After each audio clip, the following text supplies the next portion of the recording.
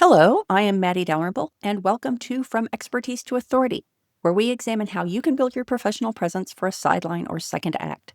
More resources are available at theindyauthor.com/authority, and that's Indy with a Y, including a downloadable worksheet you can use to document your journey from expertise to authority.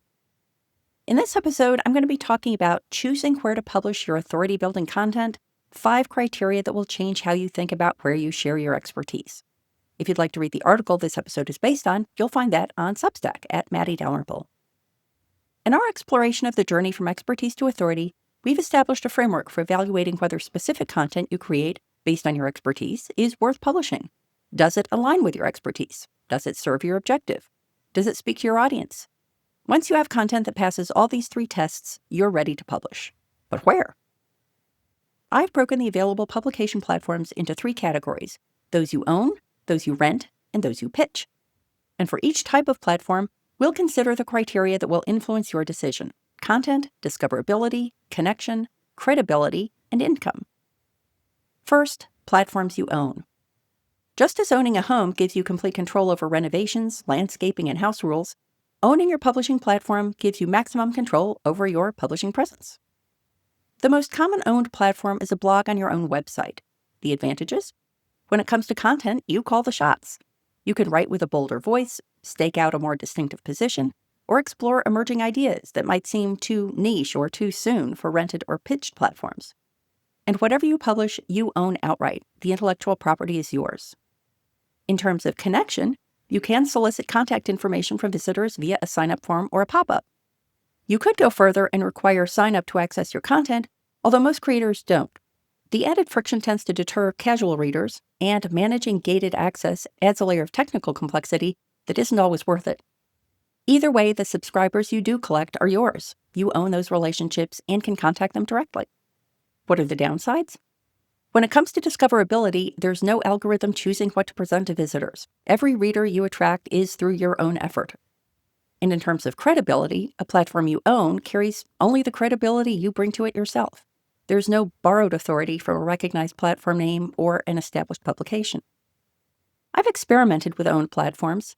Early in my writing career, I had a blog, mainly because it was the common advice regarding reader outreach at the time. I published when inspiration struck, meaning that sometimes months would pass with no new content. I didn't have a clear goal, I just posted because I was supposed to. The lack of strategy showed in the results: sporadic traffic, no consistent readership, no clear authority building. An uninterested content creator is unlikely to attract the interest of readers, and that was the case for my blog. When I migrated my website from one host to another, I didn't even bother carrying my blog content forward. So who is an owned platform best for? This choice works best if you already have a robust followership, fans who are willing to make an effort to navigate to a site specifically to read your content. Second, platforms you rent. When you rent an apartment, you don't own the building, but you have your own space within it. The landlord maintains the property and makes decisions about renovations and policies, and you live with those decisions. The equivalent in terms of content publishing options would be platforms like Substack, LinkedIn, and Medium, where you can publish using their infrastructure. On most of these platforms, you retain the rights to your content, but always check the terms and conditions of any third-party platform you plan to use. You have more creative latitude than on a pitch platform. No editor will push back on your take or ask you to soften a position, though the norms of the platform's community may shape what resonates with readers.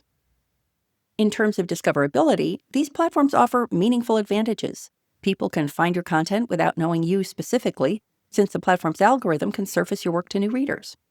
And you benefit from the publishing tools, email delivery, and analytics without having to build them yourself.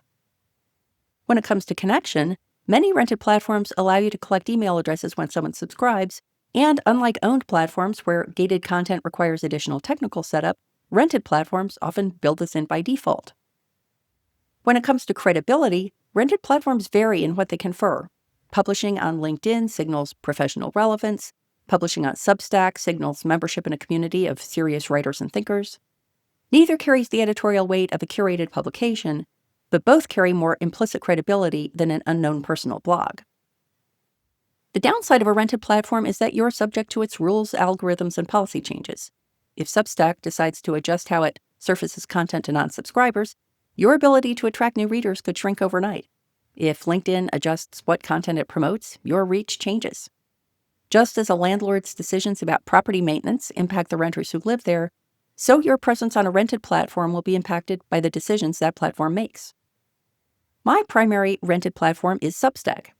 I was prompted to experiment with it by the fact that when speaking on or consulting about authority-building platforms, I frequently got questions about it, and I didn't like having to report secondhand advice.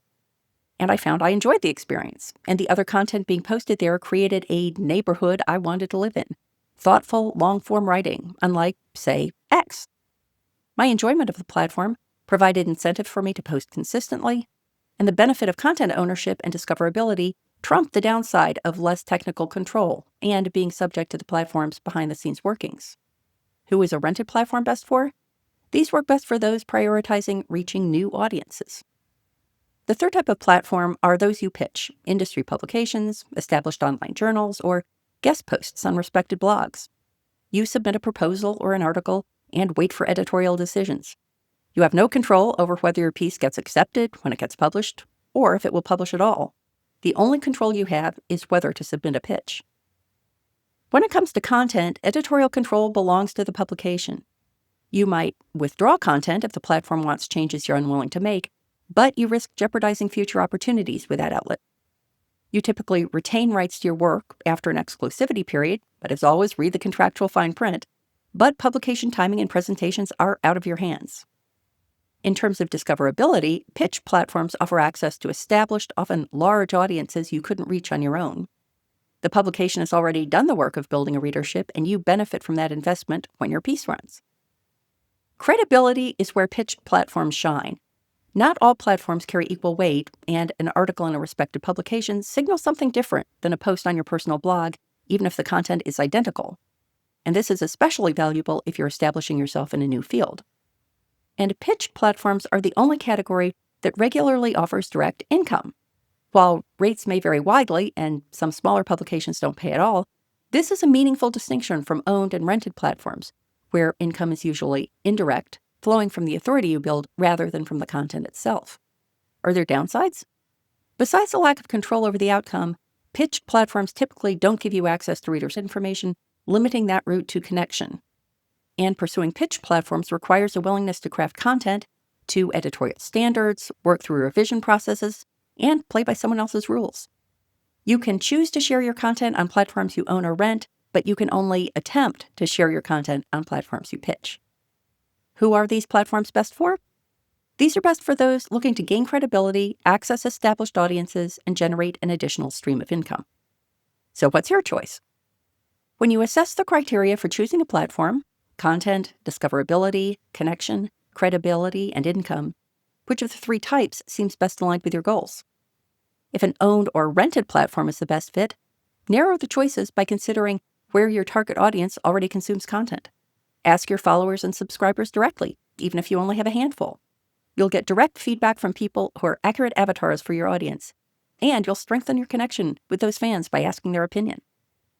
If your audience consists of people who are already devoted fans of your work, they may be willing to seek out content on a platform you own. If they're senior professionals building a second act career, they're likely already on LinkedIn or another rented platform. If your audience consists of retirees planning their finances, they may prefer the credibility of established, pitchable publications. Pick one platform and commit to that choice for at least 6 months, long enough to learn the mechanics, build momentum, and see whether it's serving your goals.